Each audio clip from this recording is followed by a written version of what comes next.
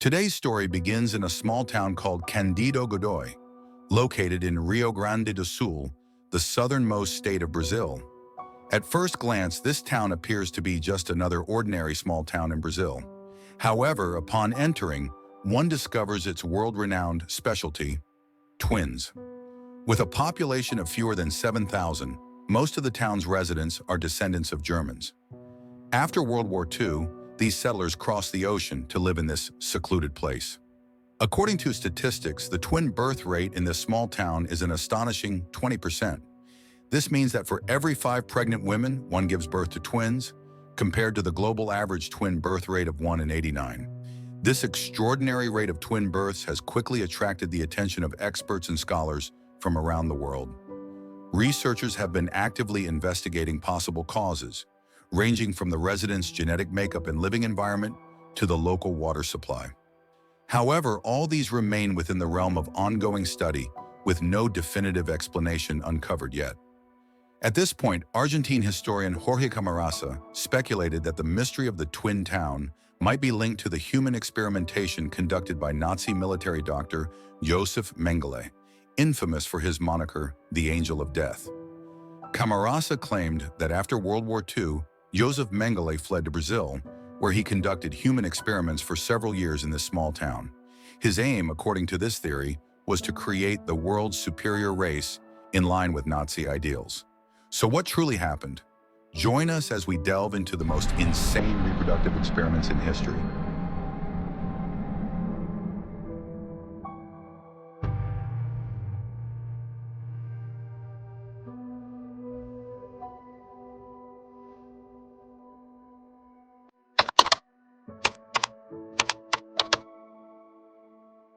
Hello everyone, we are Hidden Archive.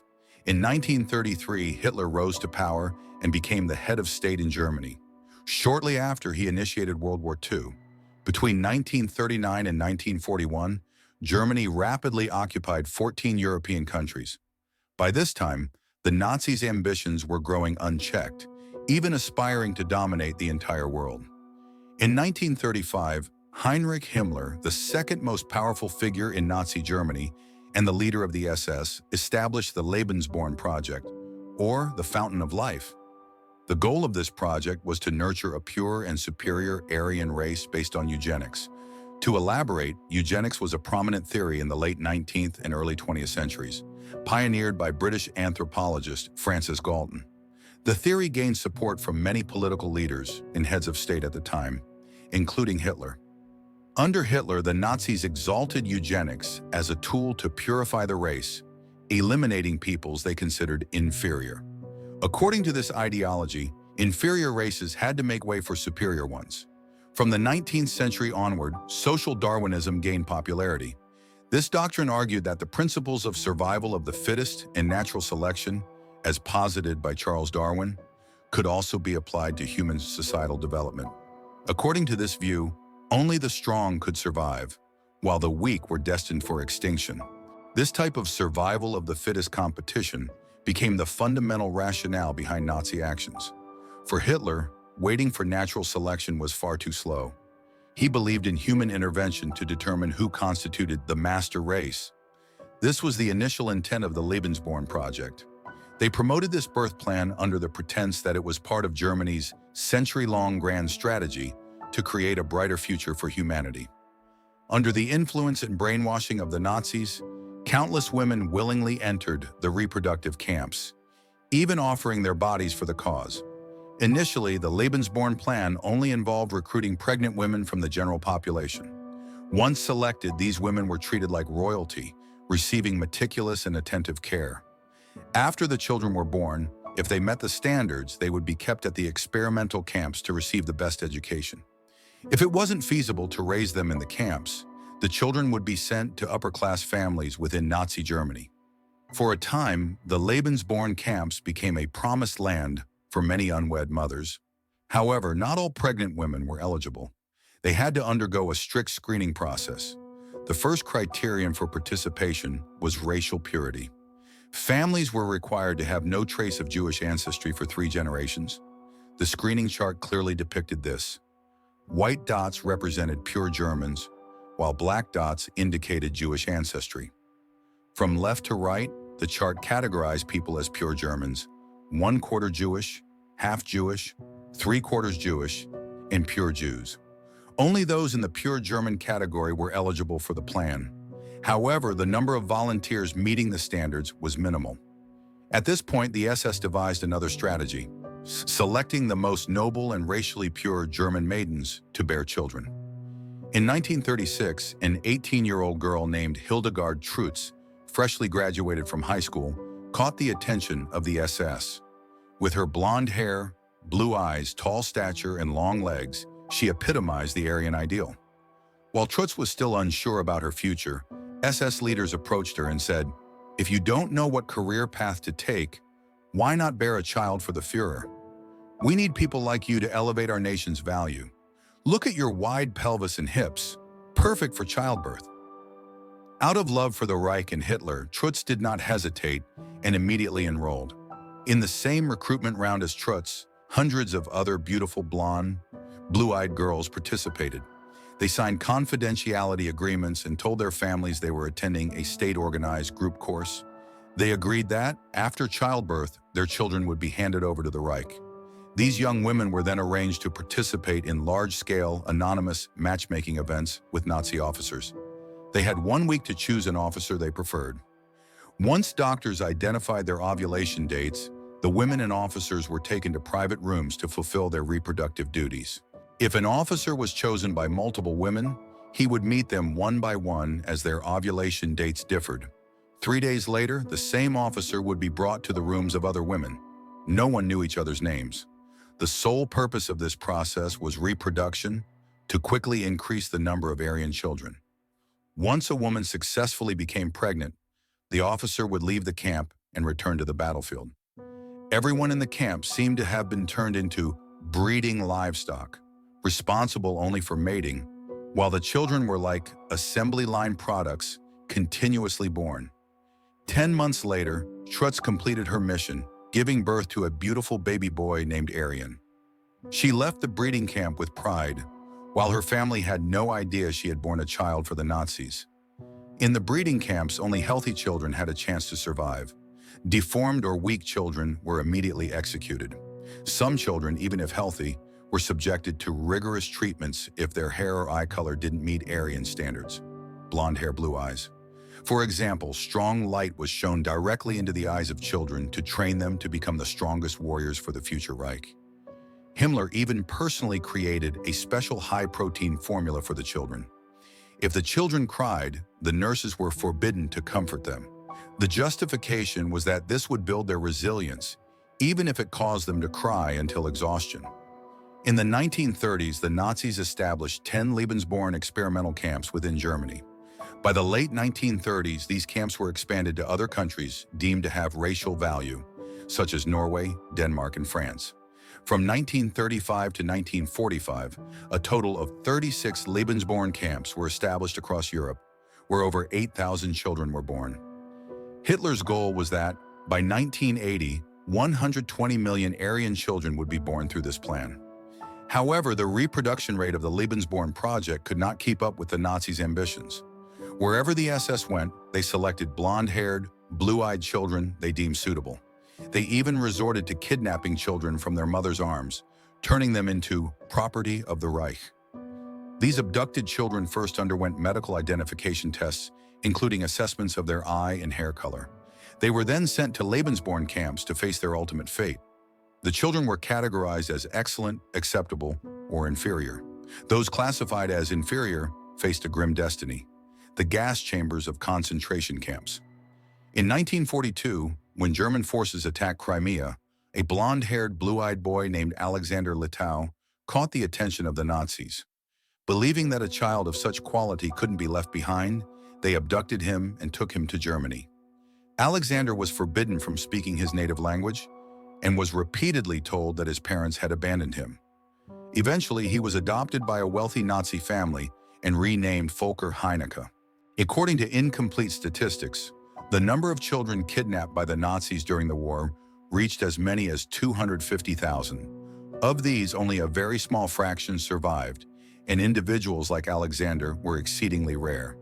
The push to accelerate child production led military doctor Josef Mengele, infamous as the Angel of Death, to develop a new branch of the Lebensborn plan, twin experiments. Mengele believed that if two children could be born at once, it would significantly increase efficiency compared to single births. Based on the theory that both humans and dogs have pedigrees, Mengele argued that if good breeds of dogs could be created in a laboratory, the same could be done for good breeds of humans.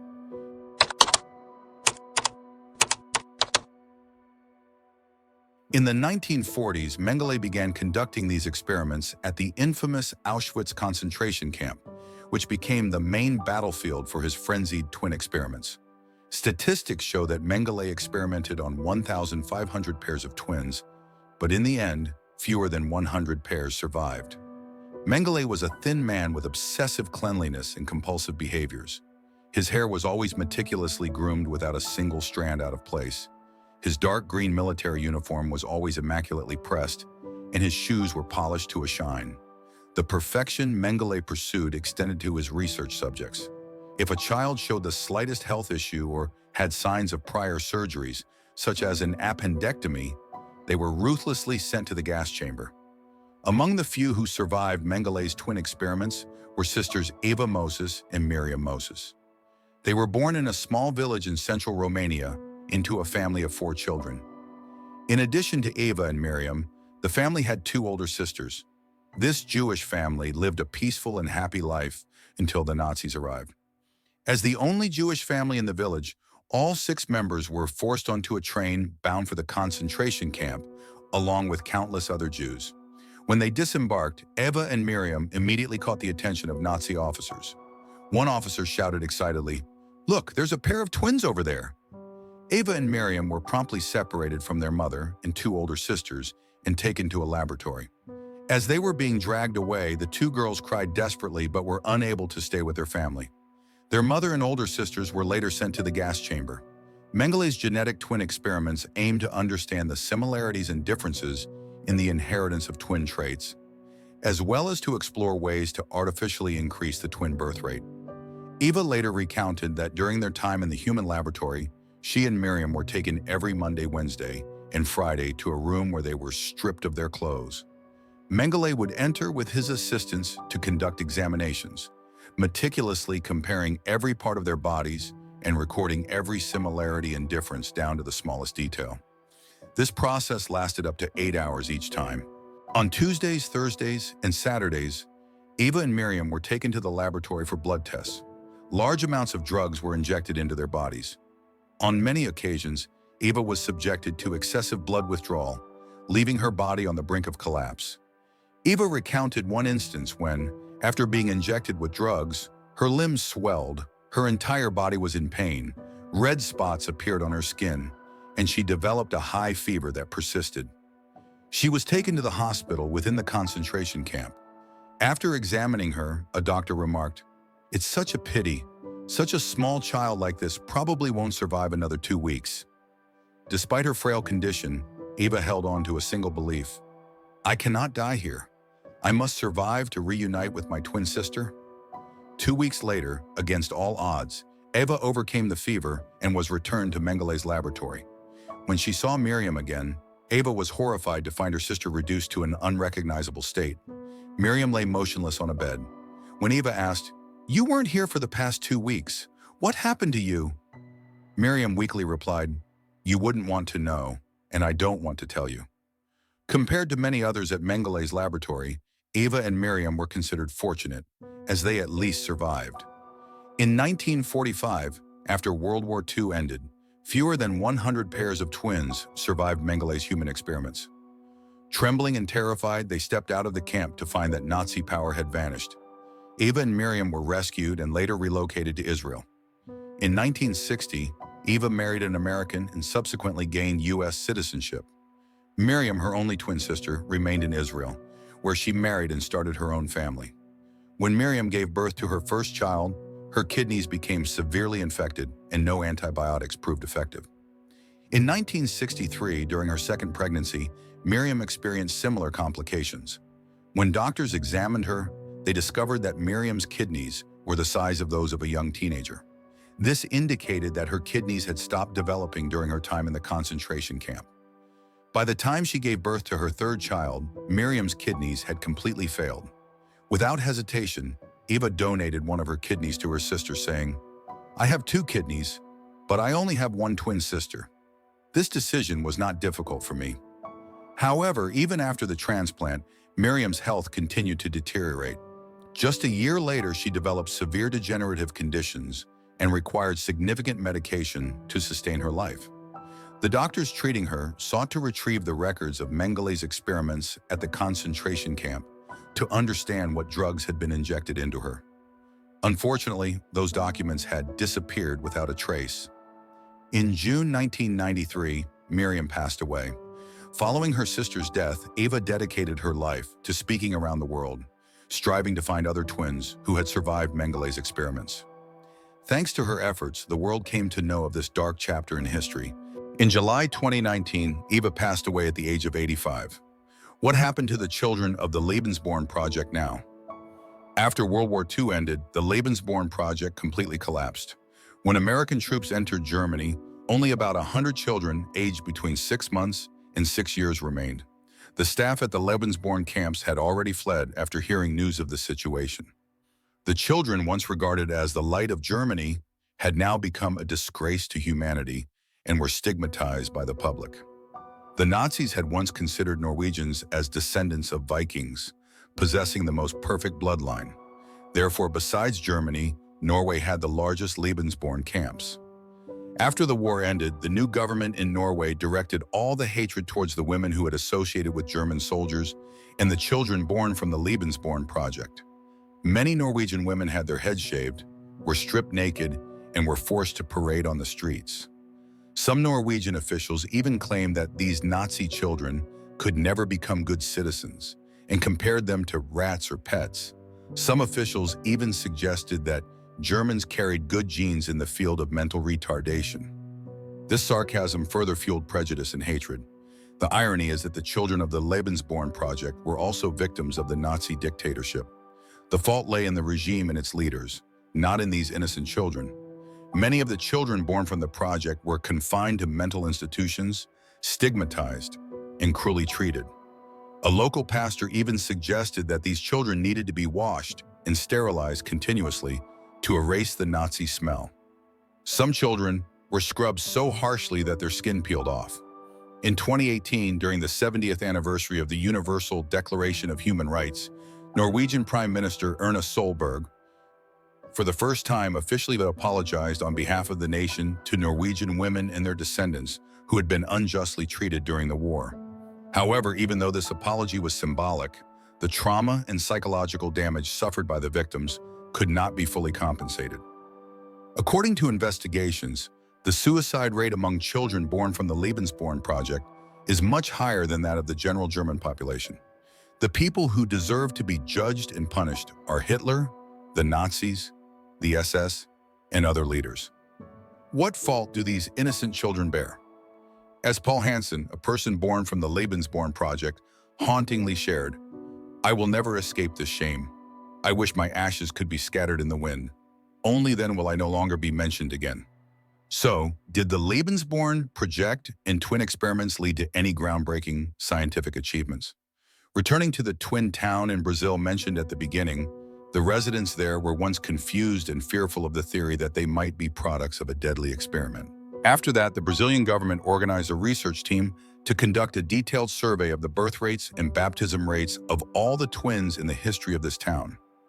The investigation results showed that the first peak in the baptism rate for twins occurred in 1927. In the years that followed, the rate of twins consistently increased. Importantly, at this time, the Nazi regime had not yet operated in Brazil, which proves that the mystery of the twin birth rate in this small town was not related to Mengelé's twin experiments. The SS rampaged for so many years, countless innocent victims perished, but they still couldn't find the superior race they desired. Could this be a fate that could not be changed? The crimes of Hitler and the mysteries surrounding him still remain an unsolved puzzle to this day. It is strange that some people admire figures who have been labeled as the butchers of humanity, like Hitler or Stalin. They believed these people had exceptional talents and were worthy of being learned from. This makes history even more difficult to understand, or perhaps history has been propagandized in a direction that someone wanted. When mentioning Hitler, do you think a man with such ambition and desires, along with stories about him allegedly collaborating with extraterrestrials, could really have died in the simple and ordinary way that we've been told? Please share your thoughts on the Lebensborn program and the mysteries surrounding Hitler in the comments section below. That's all for today's discussion. Thank you for taking the time to watch. If you found this video helpful, please subscribe and share it with a friend. Thank you very much. Goodbye and see you next time.